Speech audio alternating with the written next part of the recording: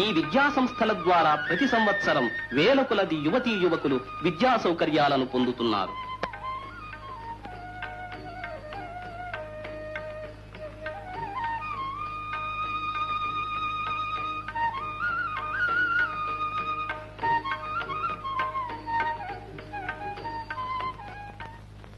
శ్రీ వెంకటేశ్వర సంగీత నృత్య కళాశాల అంతఃసౌందర్యాన్ని ఆవిష్కరించే సంస్కృతి జాతికి ఆత్మ వంటిది.